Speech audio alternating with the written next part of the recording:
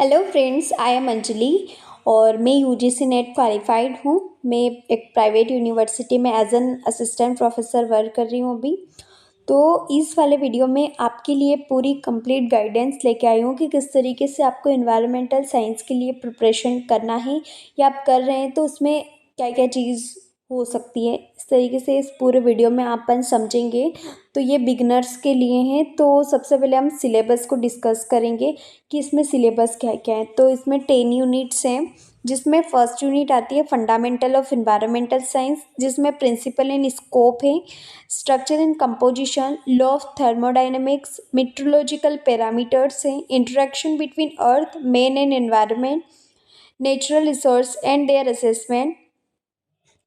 और second unit है environmental chemistry, जिसमें फंडामेंटल ऑफ इन्वायरमेंटल केमिस्ट्री के बारे में पढ़ेंगे, classification of element, stoichiometry, Gibbs energy, chemical potential, chemical kinetics, chemical equilibrium, ये चीज़ें इसमें पढ़ना है। Composition of air particles, aerosols वगैरह क्या होता है, ये चीज़ें इसमें हम कवर करेंगे।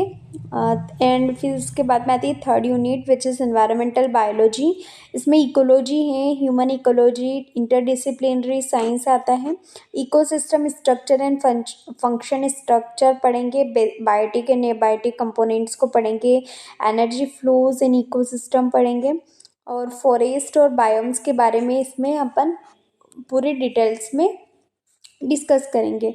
उसके बाद आती है fourth unit which is environmental geoscience. ये बहुत ही लेंदी यूनिट है। सबसे पहले तो इसमें ओरिजिन ऑफ अर्थ पढ़ेंगे और वेदरिंग कैसे होती हैं, उसमें क्या क्या प्रोसेस होती है, सॉइल कैसे फॉर्मेशन होता है, soil forming minerals and process of soil formation, identification characterization of clay minerals, soil physical and chemical classification वगैरह इसमें अपन पढ़ेंगे। उसके बाद आती है कि energy and environment, sun as a source of sun को पढ़ेंगे, सन का कंप्लीट स्ट्रक्चर पढ़ेंगे, nuclear energy, bio energy, environmental implication of energy use, nuclear energy, wind power, geothermal energy, solar energy, ocean thermal energy conversion, ये सारी चीज़ें अपन इस fifth unit which is energy and environment में cover करने वाले हैं।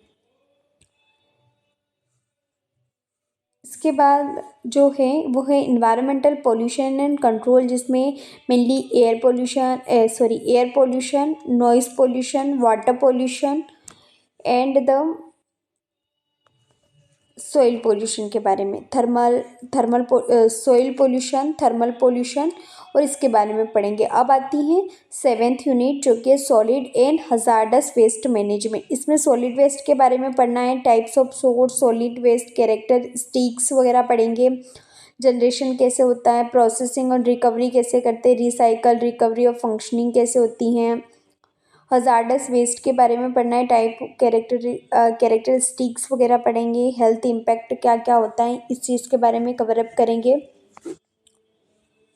अब इसके बाद में आती है environmental assessment management and legislation, EIA के बारे में पढ़ेंगे, EIA guidelines, impact assessment, methodology वगैरह, और लाइफ साइकिल असेसमेंट, ये रिस्क असेसमेंट, ये सारी चीज़ें इस वाली यूनिट में कंप्लीट होगी, राइट।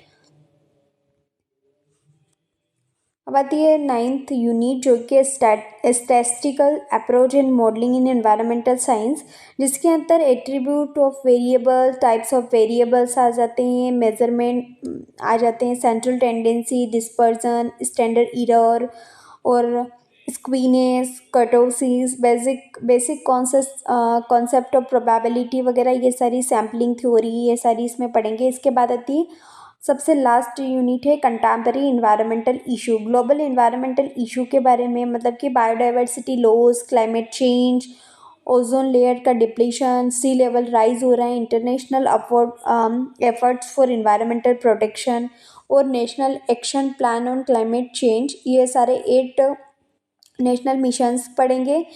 और इसी तरीके से जो करंटली जो इन्वायरमेंटल इशू है इंडिया में उसको भी कवर करना पड़ेगा इसमें, ठीक है।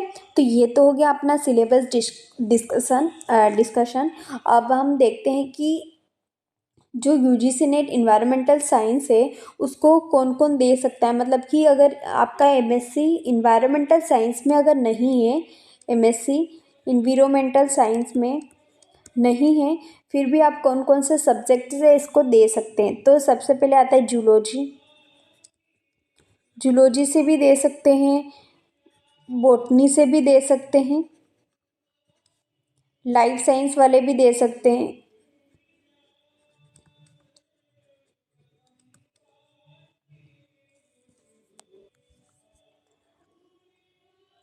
माइक्रोबायोलॉजी वाले भी दे सकते हैं इसको, माइक्रो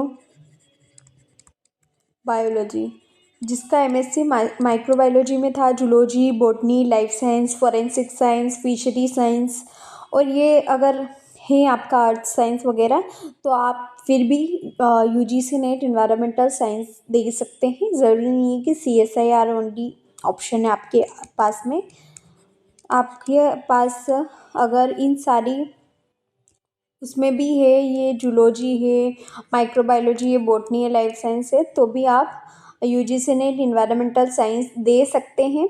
और फिर ये रहता है, बहुत सारा को ये कंफ्यूजन रहता है कि अगर हमने यूजीसी नेट इन्वायरमेंटल साइंस से क्लियर भी कर लिया तो हमारी एमएससी तो दूसरे सब्जेक्ट से हुई है, तो क्या हम आगे हमारा फ्यूचर क्या होगा, क्या ऐसा तो नहीं होगा कि हम फिर गवर्नमेंट असिस्टेंट प्रोफेसर नहीं बन सकते। तो ऐसा कुछ नहीं है, आप बन सकते हो गवर्नमेंट असिस्टेंट प्रोफेसर अगर आपने एमएससी इन सब्जेक्ट से भी किया है तो।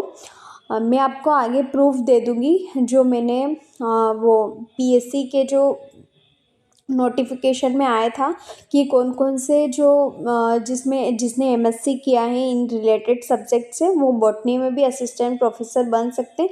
तो अगर आप इनमें से भी किसी भी फील्ड से हैं और आप यूजीसी नेट की एग्ज़ाम देते हैं तो फिर आप ना यूजीसी नेट एग्ज़ाम में पास आउट होने के बाद में फिर वापस से असिस्टेंट प्रोफेसर बन सकते हैं बॉटनी में। बस यही है कि जब आप यूजीसी नेट इन्वायरमेंटल साइंस की प्रिपरेशन करते हैं तो वो सिलेबस थोड़ा सा अलग होता है और बॉटनी का थोड़ा अलग होता है, तो आपको बाद में बॉटनी के लिए अलग से प्रिपरेशन करनी पड़ेगी। ओके, अब ये बात तो हो गई। अब एग्ज़ाम रिलेटेड बातें करते हैं। तो इसमें कोई नेगेटिव मार्किंग नहीं है, नेगेटिव मार्किंग नहीं है।